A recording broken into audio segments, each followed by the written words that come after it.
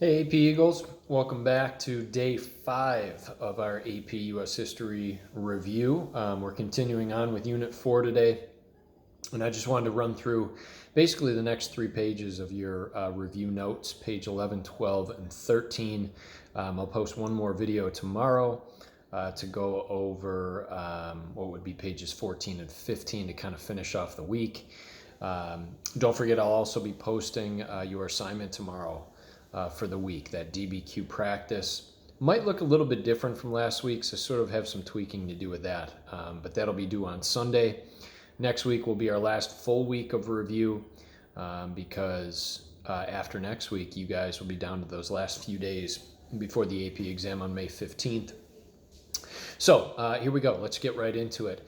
Page 11 of your review notebooks, right? So if you want to open those up, make sure you guys still have your headings on the top of those. But page 11 was titled as Growth of Slavery Early 1800s.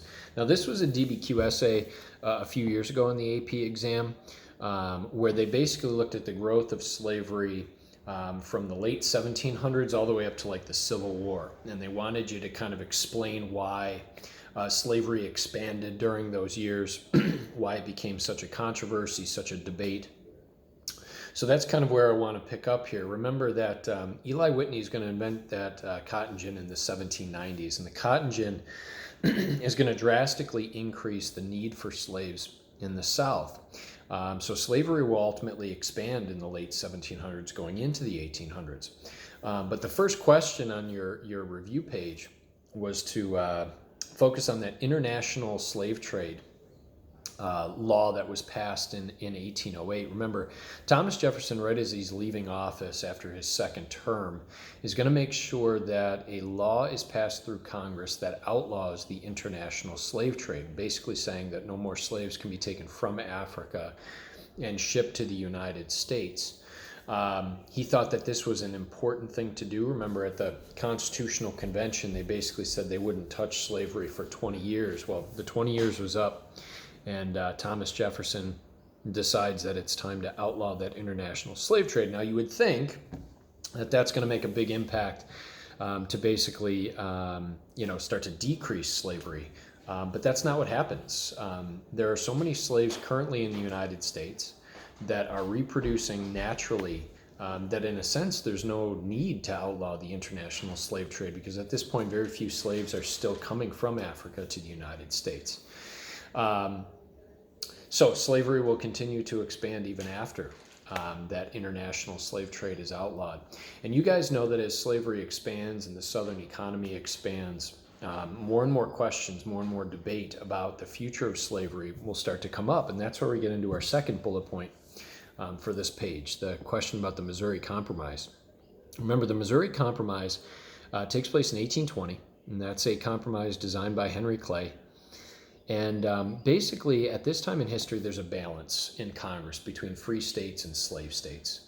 And everyone is fearful of throwing off that balance, because if one type of state, free or slave, has the advantage, has the higher number in Congress, ultimately all the decisions that are made about slavery are going to benefit the one side over the other.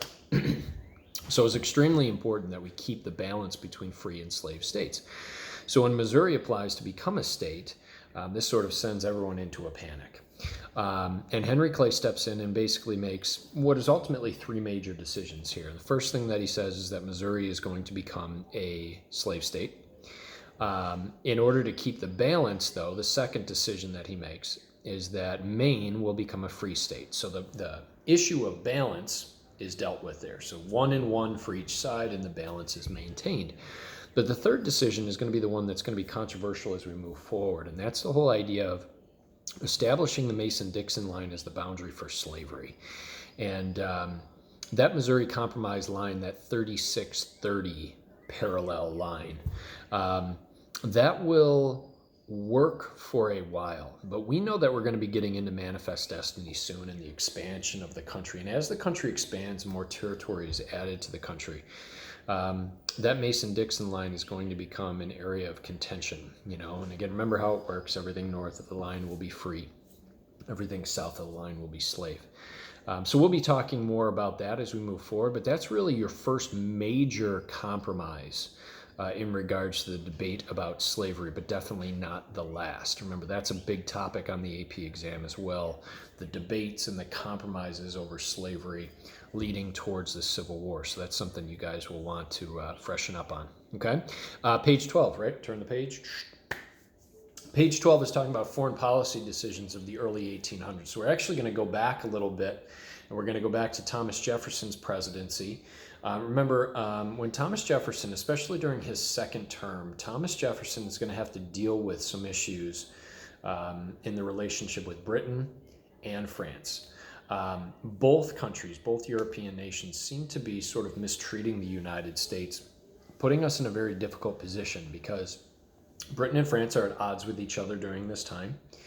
And Britain wants us to stop trading with France, and France wants us to stop trading with Britain. So what both countries do is they start interfering with our international trade to their enemy. And Thomas Jefferson's going to make this decision, this Embargo Act of 1807 that'll be passed through Congress, where basically he just says we're not going to trade with either nation. Now, his thought is that this will be a punishment to Britain and France, that we're going to stick it to both countries by stopping our trade to them. But when you talk about the effects of the Embargo Act of 1807, it's going to have its biggest impact on American merchants, specifically in the north. Those northern ports are going to really suffer because without those two major trading partners and being restricted from trading with both Britain and France, the economy of those northern ports and those merchants is really going to start to suffer. So the Embargo Act of 1807 is usually considered to be a failure for Thomas Jefferson. Not exactly the best way to deal with that relationship with both Britain and France. But speaking of that relationship, the relationship with Britain after the Embargo Act of 1807 isn't really going to improve. In fact, besides interfering with our trade, they're actually going to start what is known as impressing American merchants. And that was that whole idea of sort of kidnapping American merchants and forcing them into the British military. What we're getting to, guys, is the second bullet point on that page, and that's the War of 1812. The War of 1812, which will be fought against Britain, was caused by British interference with American trade, British impressment of American soldiers and merchants, but also the fact that the British still, by 1812, had not removed themselves from those forts out in the American West. There's something that they agreed to in that Treaty of Paris of 1783 after the American Revolution. You don't need to know much about the war itself. However, the effects of the war are significant. Remember, while we don't necessarily win the war, we also don't lose. So America will sort of claim victory after this 2-year conflict. Treaty of Ghent basically just says that the relationship between Britain and the United States is just going to go back to normal. No real repercussions for either side. The other big thing, though, about the effects of the War of 1812, though, is what it does to the American psyche, what it does to us as a people. We're going to see a rise in nationalism and patriotism. We're going to see the creation of our national anthem. You're going to see a time period ushered in called the era of good feelings, where America starts to feel strong and powerful as a young country, really works on kind of developing itself. It's also a time period of sort of political unity after the War of 1812. So yeah, the War of 1812 is going to have some positive impacts on the growth of the United States. Finally, your last one, guys, we're going to jump ahead another president here, and we're going to go to James Monroe. In 1823, James Monroe is going to issue the Monroe Doctrine. Remember, the Monroe Doctrine, the idea here is the United States wants to prevent European colonization in the Western Hemisphere. By this point, a lot of those Latin American countries had gained independence, and America is looking to ensure that they remain independent. So the Monroe Doctrine is issued. President Monroe basically tells these European countries no more colonization over here in the Western Hemisphere. But remember, it wasn't really a threat. It was more of like a deal. And what I mean by that is we said that Europe can't come over here and colonize, but what we told them is we won't come over there and interfere in your business either. So it was sort of a give and take kind of thing. The reason that this is significant is because this is basically an extension of Washington's farewell address. Remember, Washington said avoid European affairs, avoid those European entanglements, avoid European alliances. And that's basically what Monroe was saying with this Monroe Doctrine is, hey, you guys stay over there, we're going to stay over here, we're not going to get involved in your business. And remember, Washington's farewell address and the Monroe Doctrine, those are very much going to be our foreign policy in regards to foreign countries all the way through until the Spanish-American War in 1898. Okay, so that sort of takes care of our foreign policy stuff in the early 1800s. The last thing that I wanted to kind of sneak into this video, though, was page 13, and that's the stuff on Andrew Jackson. Now, I know there's a couple bullet points with this one. I'm going to try to hit some of these topics pretty quick, though, so you might need to look up some additional information, but let's try to kind of hit these fast. Couple major events during Andrew Jackson's presidency. We have the Indian Removal Act. Remember, the Indian Removal Act, passed by Congress in 1830, is going to mandate that Native American tribes in the East give up their land and move west of the Mississippi. The idea behind this was to open up land for American farmers and settlers, and the idea was if we push the Native Americans further and further west, it will open up all that land. The Cherokee Nation, specifically in Georgia, is going to use our own court system to defend ourselves. And we have two very famous court cases, Worcester versus Georgia and Cherokee Nation versus Georgia. And if you remember in the Supreme Court case, the Cherokee Nation is actually going to win. And basically what the Supreme Court says is that the state of Georgia has no right to force Native Americans off their land. But this is when Andrew Jackson is going to jump in and basically say, if John Marshall has made the decision, let him enforce it.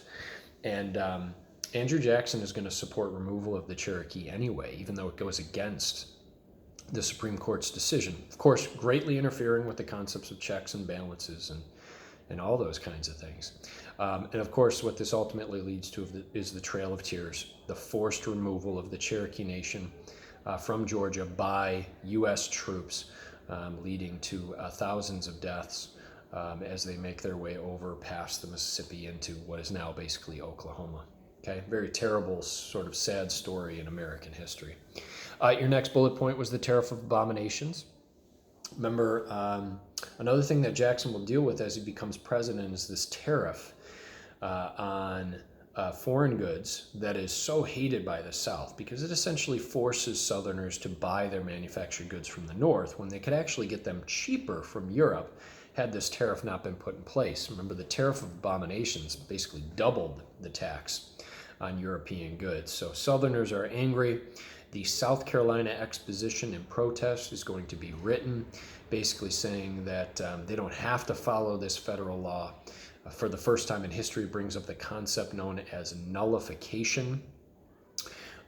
It's known as the nullification crisis, right? That's the other name for it. And remember Andrew Jackson's response. His response is that he gets Congress to pass the force bill, and that basically allows him to use the U.S. military to attack South Carolina if he so chooses. And he did threaten to do that. And that's when South Carolina is going to back down. Very strange circumstance to see a president threatening war against one of his own states. Just as a quick side note, though, as we move forward, remember South Carolina is going to be the first state to secede from the Union in the Civil War. So there is sort of a history in South Carolina of this idea of states' rights over federal power. And this is a perfect example of that. Okay? Your next bullet point was the bank war. All right, remember Andrew Jackson hates the National Bank. Andrew Jackson considers himself to be a Jeffersonian Democrat, and because Thomas Jefferson always hated the National Bank, Andrew Jackson decides that he is going to start what is known as the bank war, and he's going to try to kill the National Bank before it can be rechartered.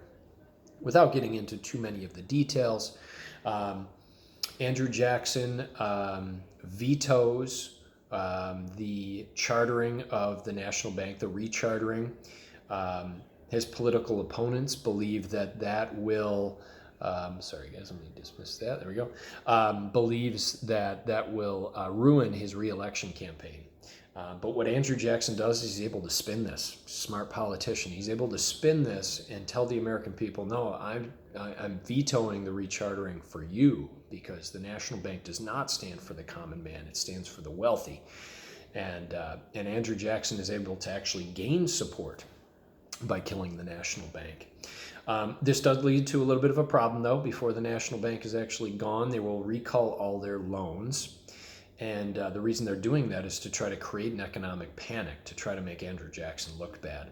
But what Andrew Jackson has done by this point he's pulled all of the money out of the national bank and put it into individual state banks. Remember, we called those his pet banks, banks that he could control like pets. Ultimately, this does lead to an economic panic. But lucky for Andrew Jackson, he will be finishing his second term as that panic is starting, and it ultimately becomes the problem for the next president. Finally, your last one, guys, is the Whig Party. I don't want you to forget that by this point, the Federalists, they're long gone, and the Democrats have been the most dominant party in politics up to this point. But because Andrew Jackson is such a polarizing figure, his opponents will create a brand new political party known as the Whig Party. And the Whig Party basically has one goal, and that's to go against Andrew Jackson. And they're the ones that created that famous political cartoon of King Andrew abusing power, acting like a king or a dictator. The Whig Party will not last very long. It will only go into basically the early 1850s. But this is just another one of those political parties that you're going to want to know. Again, there are a couple that are a little bit more obscure that maybe didn't last that long. The Whig Party, the Free Soil Party, the Populist Party. Those are some of those political parties that might also appear on the AP exam depending on the topic. So you're going to want to make sure that you can define each of those. But the Whig Party was designed specifically to oppose Andrew Jackson and to try to make him look bad. I know that was a quick one, guys, but hopefully that gets you through your next 3 pages, or at least get you started on those. Remember, continue to do your research, look up more information, find that stuff. Tomorrow we'll jump into the Second Great Awakening and the Age of Reforms before we finish things off by starting Unit 5 tomorrow, Manifest Destiny. Manifest Destiny and Unit 5 will continue with into next week as well. All right, all the best to you guys. Hopefully this helps. We'll see you tomorrow.